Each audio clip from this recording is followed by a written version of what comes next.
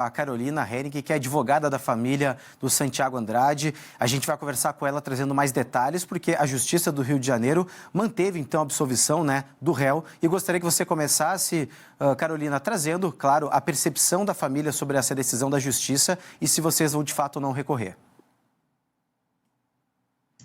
Bom dia, Cássio. Bom dia, Regina. É um prazer estar aqui conversando com vocês.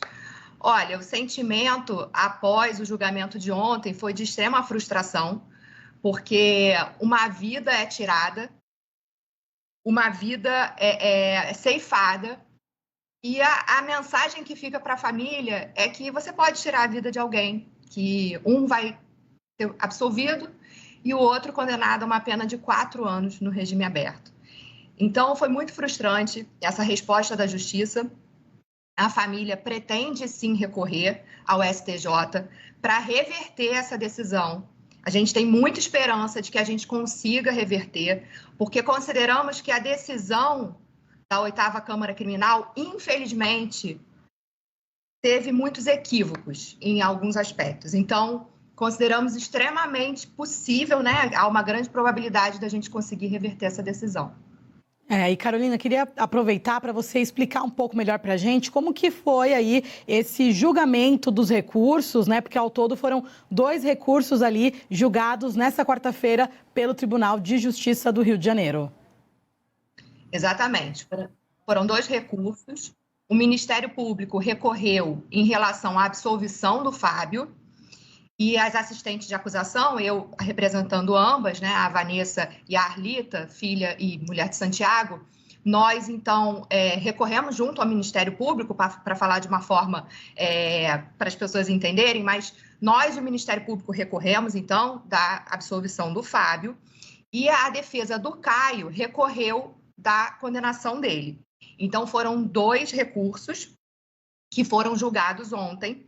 Nós pedíamos que o Fábio fosse levado a novo julgamento, ou então que ele também fosse julgado pela juíza do 3º Tribunal do Júri, tal como ocorreu com o Caio, porque com a desclassificação do crime, né, quando o crime deixou de ser, os jurados reconheceram que não teve o dolo eventual, então deixou de ser crime doloso contra a vida, e por isso não foram os jurados que proferiram a sentença, foi a juíza. E nós queríamos que ocorresse o mesmo em relação ao Fábio, ou que ele fosse levado a novo júri.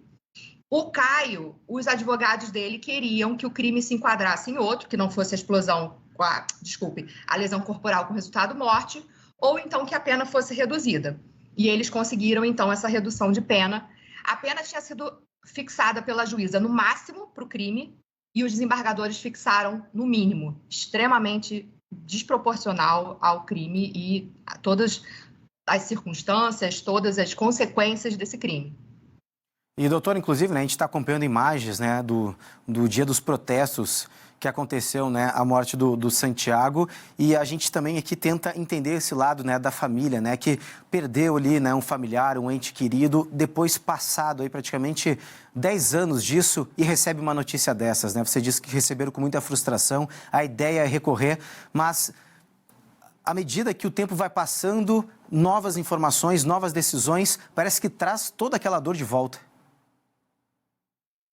Com certeza, com certeza. Para a família, ter o julgamento já é trazer essa dor de volta, né? Já é reviver tudo isso. A cada nova etapa processual, eles estão revivendo essa dor.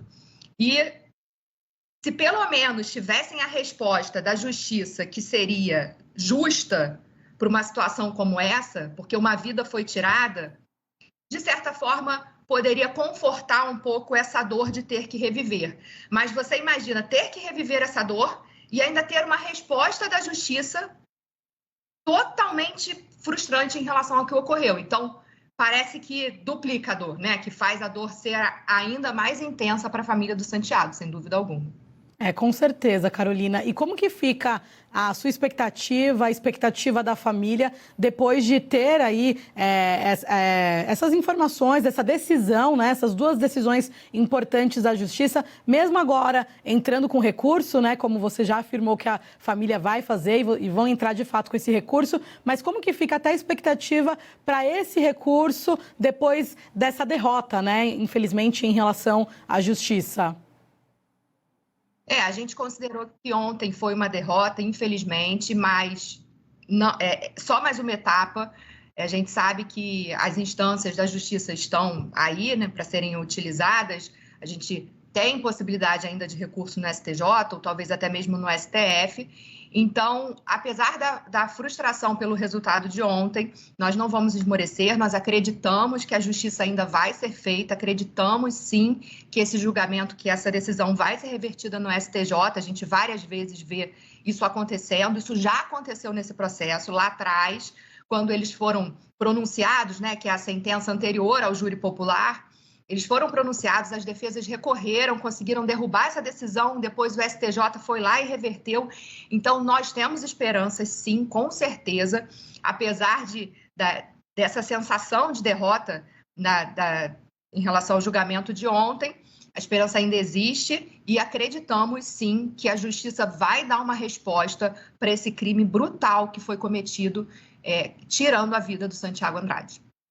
Doutora, muito obrigado pela sua participação aqui no Manhã Band News, trazendo todos os esclarecimentos, também as decisões da Justiça. Qualquer outra novidade em relação também a esse caso, volte a conversar com a gente, principalmente quando a família de fato entrar com recurso no STJ.